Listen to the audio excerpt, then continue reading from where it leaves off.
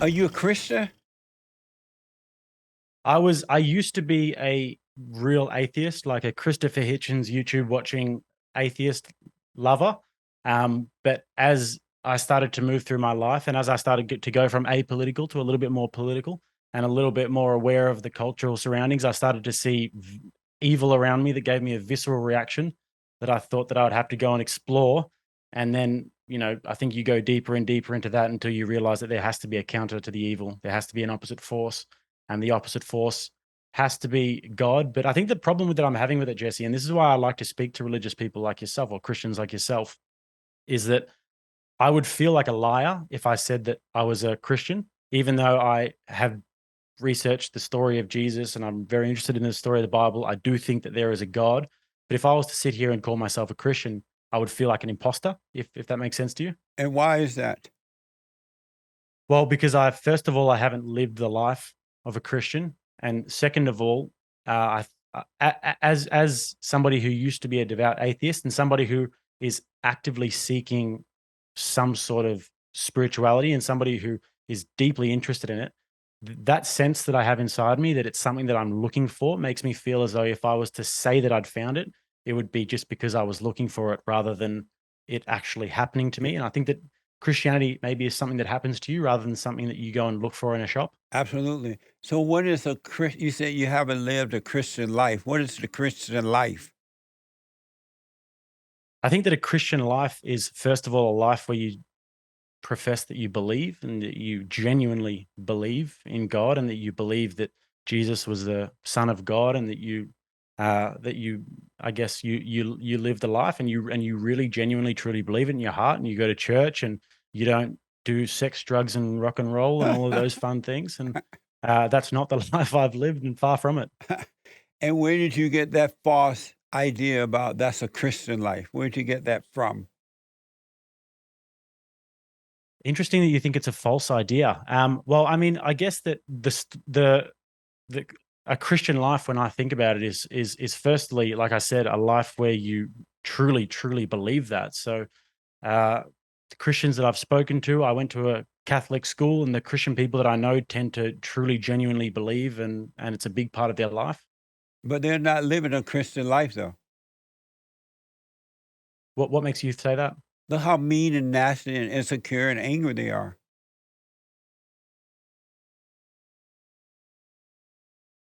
Have you Well, have you do you noticed think that? that that narrows? Do you think that that narrows your? Which Christians are you talking about? The ones that I know. Everyone that have done what you Okay. say they've done, they're still miserable. They have fear. They still have anxiety. They have doubt. Mm, They still worry. They're angry, okay. but yet they have confessed Jesus. Right. Have you noticed That's that? very interesting. That's very interesting. Yes, yes. So So, you so think that why? it's a go no go on, No, Jay. finish your point. Go ahead. I was going to say, so you think that it's a fallen state in the sense that nobody is even close to the ideals that they are purporting to be close to, or nobody is really living the life of a Christian, Right? Have you but they say noticed they that? do. Because all the Christians who have gone down and confessed Jesus, it's not working, and they don't Mm. question that it's not work. It does not work. It's no I wonder think that you especially became in the West, no wonder that's you true. became an atheist.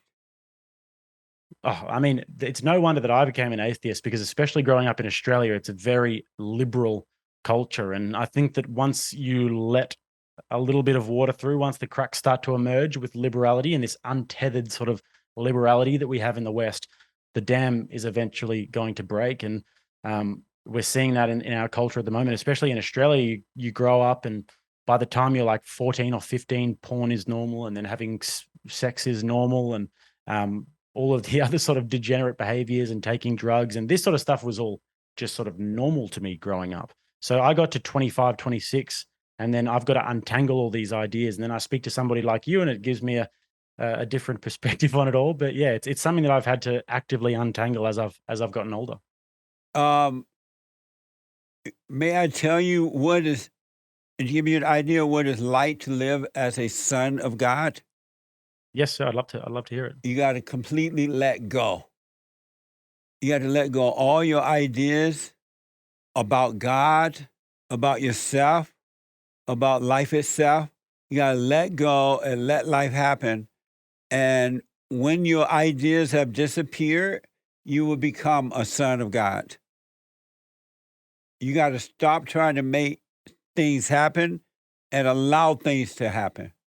And you shall know God. And it's not anyone that says they believe in God, don't know him. They believe Hmm. about him. And to believe about him is just an idea. And ideas all come from evil. It's an intellectual mindset that come from the deceiver that made a home in your imagination and emotions. That's it's really fascinating to hear that. When you say let go and when you say just allow things to happen, I'm assuming that you mean like a life based on faith. How do you marry that with the idea of wanting to be productive and wanting to make a plan every day that you wake up and wanting to plan for the future? And Where is the future? the future is what is going to happen. Where is it? Well, it doesn't exist right now. So how can you make plans for something that doesn't exist? So if I wanted to make plans to, well, I guess you can't really make plans for something that doesn't exist, but you can make some plans for something that hypothetically you think is going to exist. How can you do that? If it doesn't exist, how do you make plans for it?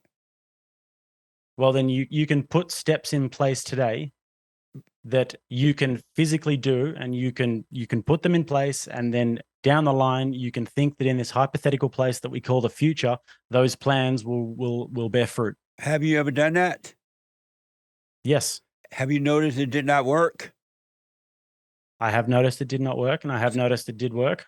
So why do you keep doing the same thing over knowing that it doesn't work? But you still didn't tell me where the future is located. Where is it? But I think that the future doesn't exist. So then why you keep trying to make plan for something that doesn't exist? Why not have a way to see and just live for now, right now? Right. It's No, that quite was a a question. yeah. No, I see what you're saying there. Um, I think that as human beings, we have to make plans for the future. I don't Why? I don't see how But that doesn't make you could live a sense. life where you're not planning for the future. Why do you have to make plan for something that doesn't exist? Where did that idea come from? Well, don't you think living for now and living in the moment is just hedonistic? And don't you think that if I live for now and I live for the moment, then I would just turn this camera off and go and watch some porn and sniff some cocaine and No, just live for now, live for pleasure? no.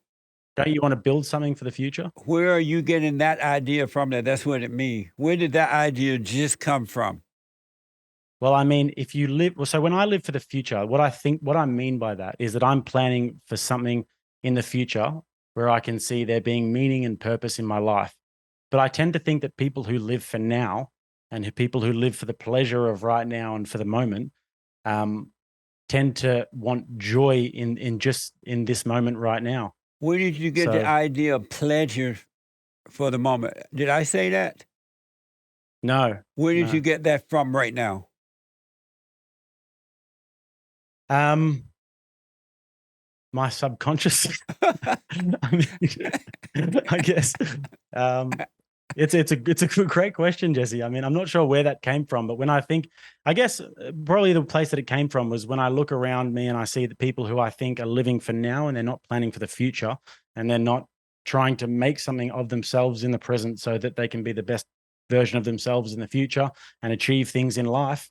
They tend to be living for what is right in front of their face. And I tend to think that that's quite unhealthy, but I think you and I have a very different interpretation of what living for now means. Do you find it interesting that when I said living in the present for now, you got this idea that it meant pleasure, it meant this and that, but you don't know where Mm. that came from, the idea came from? That is very interesting. Yeah, I'd be very interested to know your perspective on it. You're listening to the imagination, which is of your father, the devil. He gave you that. It sounded like you, and you believed it to be you, and you said it, but that's not what I meant. That's not reality at all. But you listen to thoughts which are not your own. But in the practical world, don't you think that there are many, many, many, many examples of people who would be living for right now, who would be seeking lives of pleasure? So I'm not really talking about what the philosophical like essence of what it's meant to mean. What I'm looking at is in terms of people And I think that there are many of them these days who do tend to go down that path. Don't you see many examples of that? Why did you listen to thoughts right now, which are not your own, and you had no idea where they came from or why you were thinking that way? Well, I mean, Why did you repeat what the thoughts said to you now without being aware that that's what you were doing? well, they are my thoughts because they're actually thoughts that have become from my own experiences where I've observed things in the world. So you created that thought? Well, well, you actually can't create thoughts, so that's another good point. We don't know where thoughts come from. And so why do you claim them as your own if you don't know where they come from? I think you got me. I think I was wrong about that. They're not my own. No, that was a question. Why did I claim them? Well, I guess in the moment I thought that they were my own thoughts And why?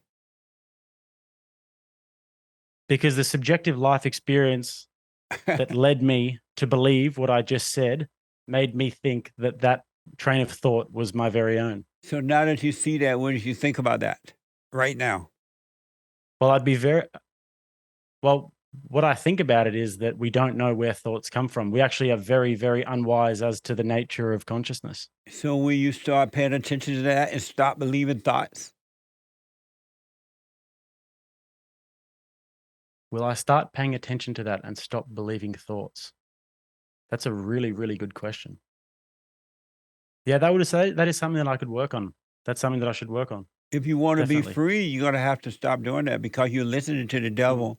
When you do that, he makes you think that it's you, they're yours, and then it's not. And forever you mm. will suffer as long as you listen to thoughts. And when you say listen to thoughts, Jesse, would you consider yourself somebody who lives in the moment and doesn't listen to thoughts? Yes.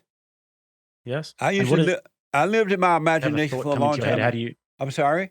How do you interact with that thought when it comes into your head? Just let it pass, knowing that it's not me.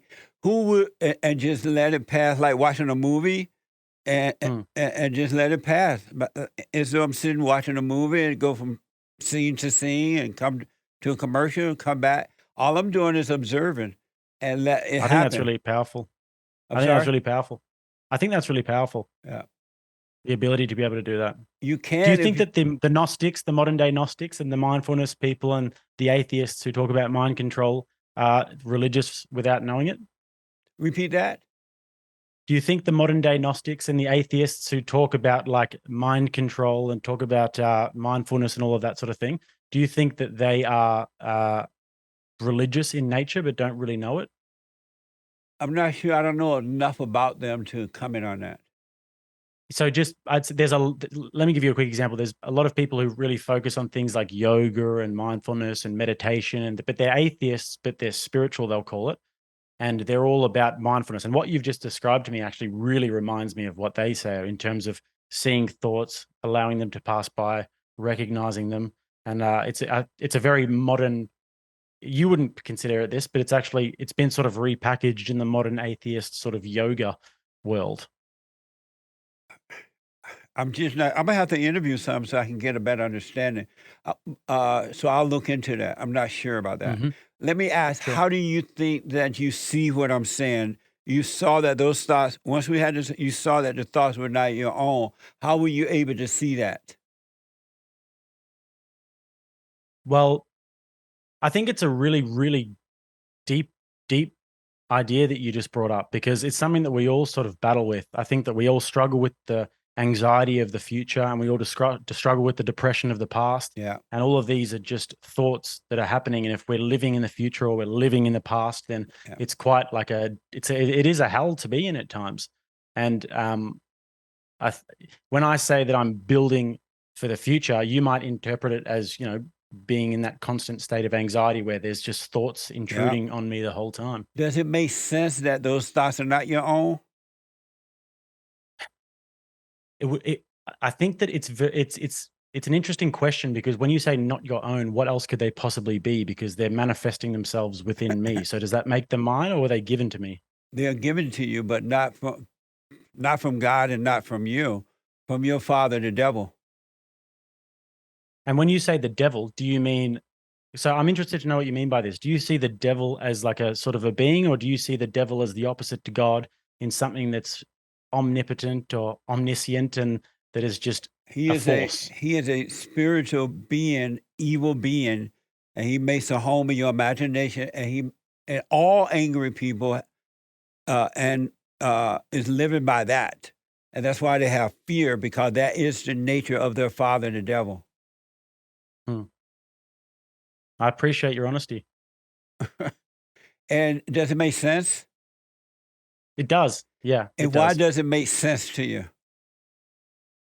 Well, because I think that people look at God and they look at the devil and they look at these ideas of good and evil in many different ways. And I think that the way that you're looking at it in terms of God and in terms of the devil is in a way where, like you said, they make a home in one's mind. And if you're living by God, you're living in the moment and you're living your life with love and with perfect peace. But if you're living a life that is subordinate to the devil, then you're going to be having fear and anger. And I think that that idea fundamentally makes sense. And it's the way that you So view can you the nature see of the that? universe. You can see that it makes sense. Hmm. What? And the reason that you can see it is God who's allowing you to see it. And that's the voice of God. He allows you to see. And the voice of the devil talk to you in your head about what's right, what's wrong, what's good, what's bad. This is that. He makes you judge yourself. And you've been listening to that voice. That's why you've been miserable. And boxing and getting a lot of money and women is not going to solve that problem. It's only going to end when you stop thinking. Hmm. Well, you're a wise man, Jesse, and you're a lot wiser than me. You've lived a longer life than me, so I think that I'd be wrong to challenge you on that because obviously it's worked for you. If you say that you've achieved perfect peace, Who would you be if you were to stop thinking?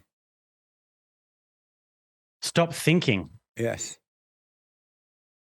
Um, I think that I'd take issue with the idea of stopping thinking because you need thinking to be able to put left foot in front of right and to be able to move through life. So I'd probably Well, I'm be not some sort talking of about brain dead. practical thinking, but who would you be if you were to stop thinking? A liberal. No, no, I'm joking. If I was to, if I was to stop thinking, I think that I can tell what you mean by that, by the context of the conversation in terms of stop having those intrusive thoughts. I think that I would be a person who was much less prone to fear and prone to fear of the future, and somebody who was much less, uh, yeah, much less prone to fear and negative neurotic emotions, I guess. Do you believe there is a past? You believe you have a past? Yes, And where is it? it's gone. It's not here anymore. It used to exist. So if it doesn't exist, why do you believe you have one? Because I lived it and I used to be there, and You it still exists in one's mind. you never lived the past and you will never live the future. Neither exists. When you were going through what happened, it happened then. And once it was done then, it was over. It existed no more except an illusion of your imagination, which is given to you by thought, which is of your father, the devil. And So he keep do you reminding think you that so you can overreact to an illusion. hmm. So do you think that people who are dead exist? Do I think there exists? Do you think that they exist, people who have died? Without a doubt, but not in the physical. Right. Okay. So you think that in the spiritual. Without a doubt. So you don't have a past and you don't have a future. All you have is right now. And if you doubt me, give up thinking. Stop thinking as of right now. Let it all pass. But you're not going to be able to stop until you forgive your mother. So, because that is a woman's mindset. Women live in their imagination, and everything they do is based on what they think and what they feel, which is all an illusion. Is of their God, the devil. And so men Well, there have their was. mother's mindset. Hmm. When you say stop thinking, though, Jesse, do you mean stop pondering deep ideas? Do you mean stop reading books? Stop studying philosophy? Don't study to remember. When you read, don't read to remember. Read it, put it away, and you could see the depths of it. It would be shown to you. But if you try to ponder it and try to figure out, it's never going to be real. How do human beings make progress in terms of science and in terms of literature and in terms of the arts and in terms of building buildings if we can't study things and remember them? And what do you call progress? I would call progress in terms of science, in terms of Give me an the beautiful example. buildings and the society. The Renaissance was progress. Give me an example. The Renaissance. What? The Renaissance. What do you say? The, Renaissance? yes. What is that? It was a time in about 600 years ago when there was massive progress in art and in literature and in architecture, and all of these amazing artists like Michelangelo painted the Sistine Chapel, and I'd Oh, say I that was a see. progress in the human condition. And why do you call that progress? Because people got better at things and beauty was more ever present. People were able to paint things like the Sistine Chapel that was beautiful and create beautiful cathedrals that were symmetrical and that made you have a sort of a spiritual, visceral experience when you look at them. So if that's progress, why is everything so messy now? Nothing, there's no beauty anymore. Do you think that it was more messy during the Renaissance or before the Renaissance? Now, there's no such thing as progress. People are worse off today. Artwork is worse. And Oh yeah, I 100% agree with that. Yes, human nature I is 100% agree worse. with that. The talent Yeah. of humans are worse. But I can tell you, back in those days, those men were closer to what was right in real life because they were not so distracted by their imagination from within, nor by the outer source that came from other people. Right. I believe what you're saying there. And I actually talk about this on my channel a lot. I talk about what I call the uglification of absolutely everything. And Yeah. that people are uglier, buildings are uglier. Yeah. Like but the yet you art is call it worse, the progress. music's worse. But yet you I call actually called the Renaissance progress. And the Oh. Renaissance people were building for God and Oh, they I were got building you. Yeah. structures and beautiful things for God. But nowadays, like the art and culture is completely going downhill. So I wouldn't call this progress, but I'd say that you can isolate bits of progress. So here's what I want to recommend because of time, and I got to put you on the hot seat, Sure thing. is that you got to pay attention to you and know that you're not your thoughts, you're not the feelings. There's no right, there's no wrong, there's no up, there's no down. The people who believe that, they're living in time. They believe the imagination of their father, the devil, and he made them think there's a past and a future. But if you stay present where God is, there will be no time, there will be no past, there will be no future, and life will be amazing. There will be no fear, there will be no doubt, there will be no worries. And you'll be able to let go and let life happen. And there are no words to express how amazing your life would be. Everybody around you would be catching hell, but that would be in their own world, but it wouldn't affect your world because you are your own world. Thank you, Jesse. I appreciate it. That makes sense? It does. But you got to forgive your mother and forgive your father for not protecting you from her. Your mother did the best she could. Her mother screwed her up. Yeah, I mean, you're right about that. Just say, hey, Mom, I'm sorry for, once you see it, I'm sorry for resenting you. I realize you did the best you could. Thank you, Jesse. And I have appreciate no it. expectation. Amazing. Amazing. One quick thing I want to ask before I put you on the hot seat. Yes, sir. You seem to, in your channel, you seem to understand how people are affected by words, by language. Have you personally learned anything about that? Because a lot of people are affected by words. I think that in terms of some of the words that I like to talk about is in terms of political correctness.